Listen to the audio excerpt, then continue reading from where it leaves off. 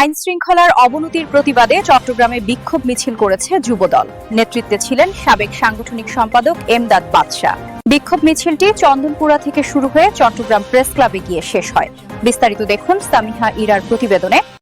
চট্টগ্রাম মহানগর যুবদলের সাবেক সাংগঠনিক সম্পাদক এমদাদ বাদশা বলেছেন, বিএনপির ভারপ্রাপ্ত চেয়ারপারসন তারেক রহমানকে প্রধানমন্ত্রী পদে নির্বাচিত হওয়া পর্যন্ত রাজপথে থাকব, অদৃশ্য শক্তিকে প্রতিহত করব, শহীদ প্রেসিডেন্ট জিয়াউর রহমানের আদর্শকে ধারণ করে বেঁচে থাকব। আমাকে বহিষ্কার করা হয়েছে। এই বহিষ্কারের পরে যদি আমরা দমিয়ে যেতাম, আমাদের দলের মধ্যে যারা মির্জাফর রয়েছে, বিএনপির বিরুদ্ধে যারা বিদেশে বসে ষড়যন্ত্র করছে, তারা কিন্তু জয় হয়ে যেত। সারা দেশে আইন শৃঙ্খলা পরিস্থিতির অবনতিতে কেন্দ্রীয় যুবদলের ঘোষিত কর্মসূচির অংশ হিসেবে বিক্ষোভ মিছিলে নেতৃত্ব দেওয়ার সময় এসব কথা বলেছেন।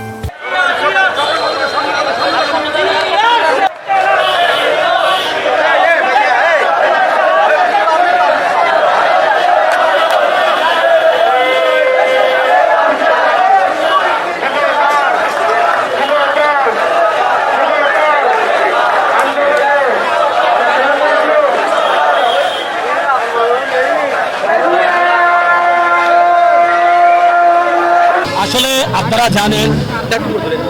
আপনারা জানেন আমাদের বিএনপির বিরুদ্ধে মিডিয়া টাইল হচ্ছে।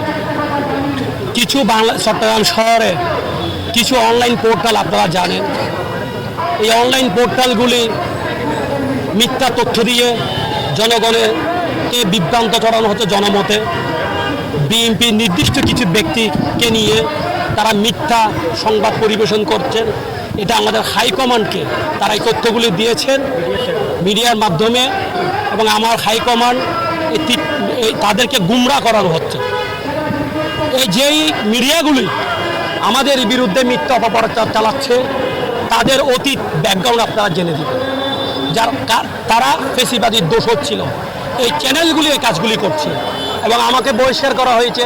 আমি এই বহিষ্কারকে স্যালুট করি, শ্রদ্ধা করি, কিন্তু আমি রাজপথ আজকে নেমেছি আমার কর্মী বাহিনীকে নিয়ে, কারণ আমরা দেখছি আমাদের চেয়ারম্যান বলছে দেশে একটি বিশাল ষড়যন্ত্র হচ্ছে, বিএনপি এবং দেশকে নিয়ে একটি ষড়যন্ত্র হচ্ছে। আগামী দিনে যাতে নির্বাচন না হয় সেই জন্য সেই ধরনের একটি ষড়যন্ত্র চলছে। দেশে বিদেশে বসে তারা ষড়যন্ত্র করছে। এই ষড়যন্ত্রকে রুখে দেওয়ার জন্য আজকে আমরা রাজপথে এসেছি। আমি আপনাদের মাধ্যমে বলতে চাই, আমি আমার বক্তব্যেই বলেছি, আমাদের আন্দোলন শেষ হবে যেদিন একটি অবাধ নিরপেক্ষ নির্বাচন হবে। বাংলাদেশ জাতীয় দল বিএনপি নির্বাচনে জয়ী হয়ে রাষ্ট্রক্ষমতা গ্রহণ করবেন, তারেক রহমান প্রধানমন্ত্রী হবেন, এই ওয়াদা আপনাদের সামনে আমি দিয়ে গেলাম। কিন্তু তার আগে আমাদেরকে দমিয়ে রাখতে পারবে না। আমার কিন্তু যে অভিযোগ খুলেছিল তারা, সেটি একটা ডাহা, একটি মিথ্যা। আমি সাংবাদিক সম্মেলন করে আপনাদের সামনে বলেছিলাম, এবং যিনি তদন্ত করেছেন আমার বিরুদ্ধে, যিনি তদন্ত করেছেন, কি তদন্ত করেছেন, কি রিপোর্ট দিয়েছেন আমিও জানি না।